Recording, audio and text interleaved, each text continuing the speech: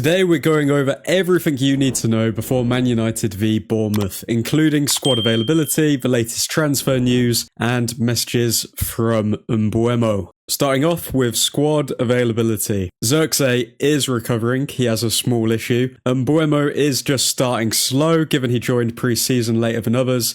He's not going to play in this game against Bournemouth. We're hoping to have Brian in the last game of the American tour against Everton. Zirkzee, Mazraoui, Martinez and Onana have all not been training with the squad. Apart from this, everyone's available. Just touching on our goalkeeper situation, Manchester United have effectively ruled out a move for Emi Martinez due to the cost. Therefore, United's search for a goalkeeper has been parked. Unless Altay Bayindir leaves, there's not been any sign that Andre Onana will leave, as per Laurie Whitwell. Nick Pope could become a target for Manchester United, given Newcastle have just signed Aaron Ramsdale. In terms of other outgoings, Garnacho continues to wait for Chelsea, and there is plenty of interest in Anthony, but nothing has advanced. United's forgotten child, Jadon Sancho. Man United would accept a reduced price for Sancho of between 15 to 17 million pounds, and given this altered price, Dortmund are currently debating whether to make an approach for Sancho. Rasmus Højlund's future is still in doubt, given we continue to pursue a new striker. Manchester United have narrowed their striker search to two names,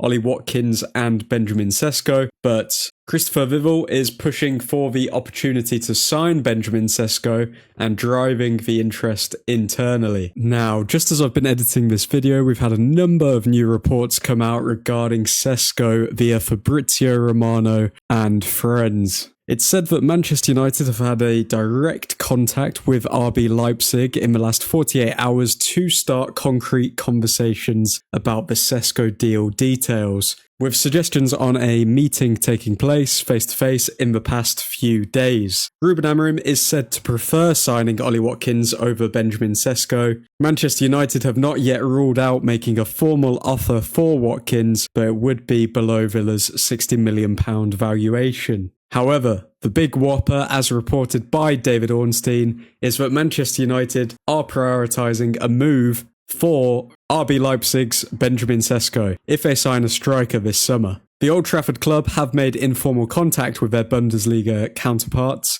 after Sesko emerged as their preferred option. But just as you think this news can't get any better, Fabrizio Romano reports United are offering RB Leipzig the opportunity to include a player in the deal for Benjamin Sesko, and Rasmus Højlund is a dream target for them, but the player wants to stay at Manchester United. For the latest Honestly Biased Sports updates, feel free to follow the Old Truthford Instagram page.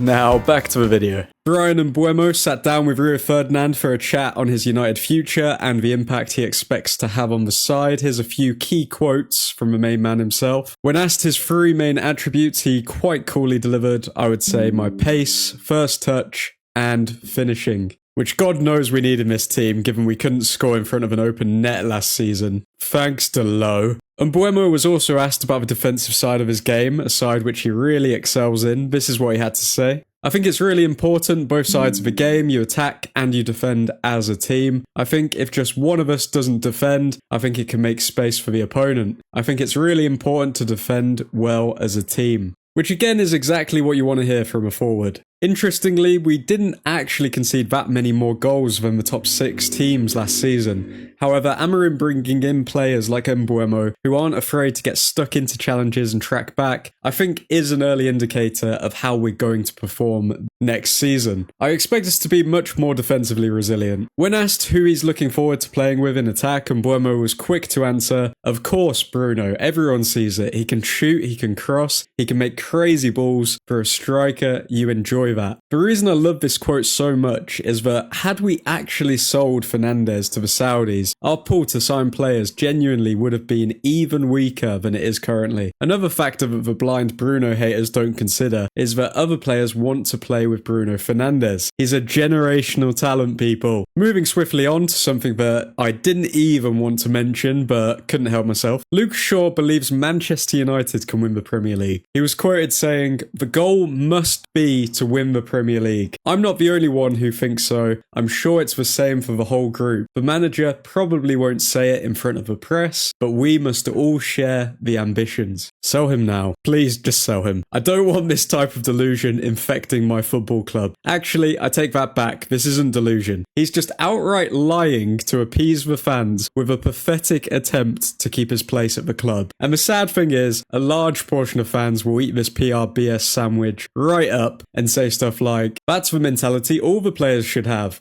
He's lying to us all. No, Manchester United will not be going from 15th to winning the league. No, Luke Shaw will not have a resurgence and suddenly look like a reliable player. He had holes in his game before his recent injuries, and he will have holes in his game after the injuries. These won't have just fixed themselves. Just be honest with the fans, Luke. How hard is it to say something like, "We're going to fight for every point, last season wasn't acceptable, Manchester United belongs in Europe"? Don't sell us a dream to get in the fans' good books, to then get injured for half the season and regurgitate the same thing next pre-season. Thank you. Shaw also had the audacity to say there are no stragglers in this group anymore. Ruben's mentality, his demands, he's extremely tough on the group. He leaves no stone unturned. Everyone has to put the team first. He's made that very clear. Luke, as long as you're in the team, there will be a straggler. The only reason you're still here is because no club in their right mind would put in a bid for you. You're just running down your contract at this point and trying to say what you think fans want to hear. In other more positive news, Zirkzee has come out with a more based, realistic approach regarding the possibility of a new striker being signed for United, saying, "I don't read the news, but if another striker were to come, I guess it's only good competition, so I'm not really worried. Everything is for the team. There's no selfishness here. That's not my mantra. If it were to help the team, then great." Now, this is an elite mentality. Iron sharpens iron, putting the team first at all costs. That's what matters. Zirkzee also showed self-awareness when commenting on not only himself, but Højlund's performances. "I'm not here to decide what's fair and unfair. I just know that me and Rasmus can do better and have to do better. That's all I can say about that."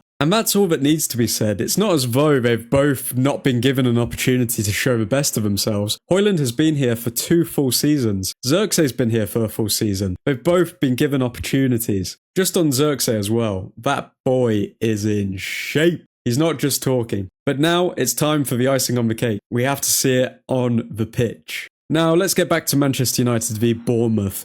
The game will be hosted at Soldier Field in Chicago at 2:30 AM British summertime. Bournemouth are no pushovers though, impressively finishing 9th in the Premier League last season and are currently leading the Premier League Summer Series, whatever that is. Given we're still finding our feet under Amorim and with a few key players still unavailable, I'm going to go with a very conservative 1-0 win. I really do feel as though Amorim wants to focus on keeping a solid shape, with defensive stability at the front of his mind. Let me know your predictions for the game down in the comments below. I will be doing a live stream to see how we get on. If you want to have a chat about anything United, come say hello. If you enjoyed this video, please drop a like, subscribe with the bell notification on if you're new. Hopefully see you for the game, but until then, Godspeed.